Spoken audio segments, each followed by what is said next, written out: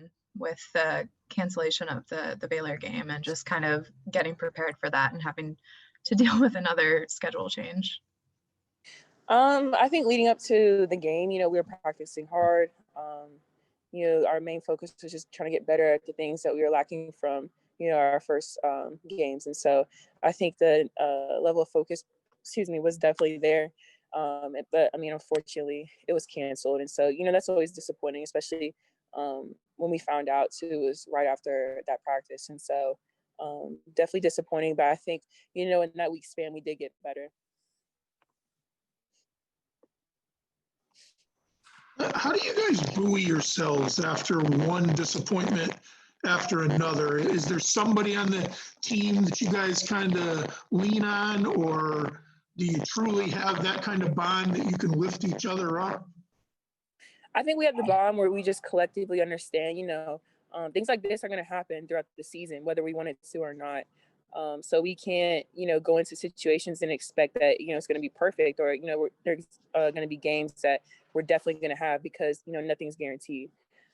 So I think as, a team, we lift each other up, and we realize that, because that is guaranteed, any game that we do have the ability to play, we can just play as hard as we can together. Hey, Liv, Happy New Year. It's been a while since you guys have played a game. Can you hear me okay? It's been a while since you guys have played a game. Is there anything that you've been working on differently in practice with the added time, or has it just been kind of business as usual? I think the coaches at this point are really looking at our intensity and our focus, and then, when leading up to our opponents, the little things that they do. And a big thing that we've been trying to focus on this season is just our defense and communication as we, go along in the games. And so I think that for the most part is getting a lot better. So I'm just excited to see how that looks, especially tomorrow. Hi, Olivia. This is Alexa from The Current. If tomorrow you guys win, then Gino will tie Pat Summitt for 1,098 career wins. And then with his next win, he'll surpass that record.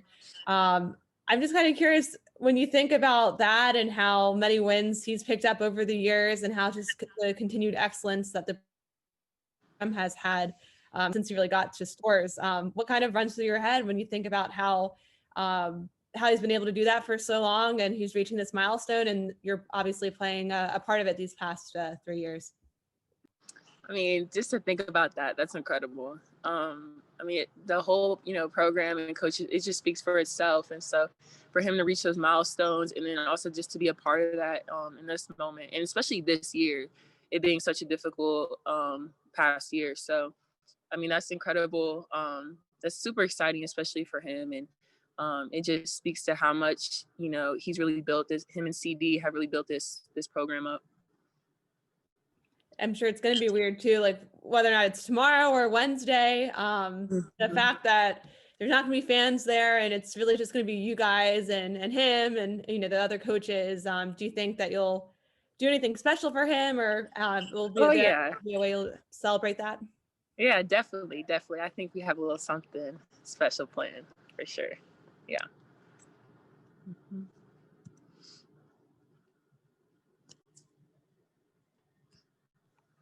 Well, Coach has talked a few times this year about the importance of the juniors showing some consistency and really being the leaders. Can you feel you guys getting into a rhythm?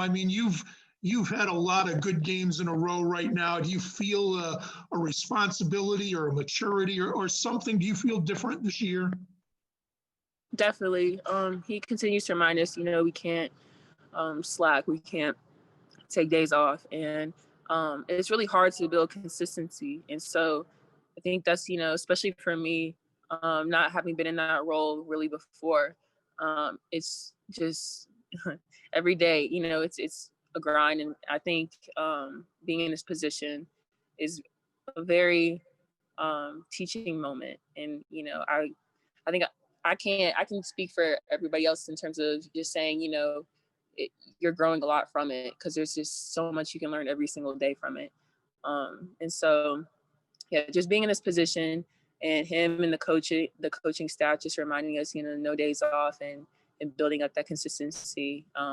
They find that really important. I think we do too.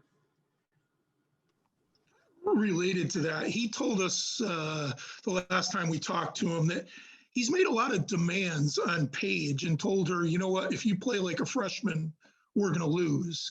Can you imagine having that pressure put on you as a freshman to be consistent like a junior or a senior?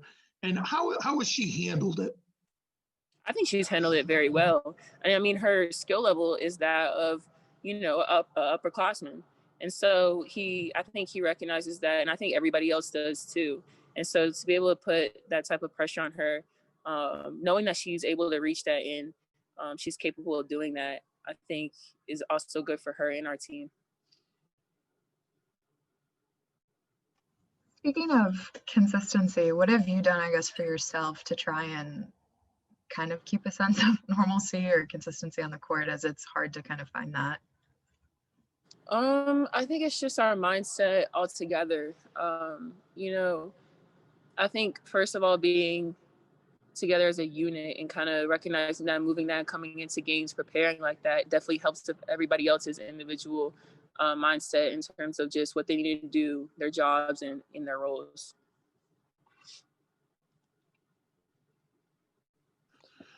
You may not have the challenge that you wanted this week in Baylor and a top 10 team, but you personally, I mean, Baskerville is Providence's best player. She has been for a couple of years. She's been pretty consistently good. Do you kind of embrace that challenge? Definitely.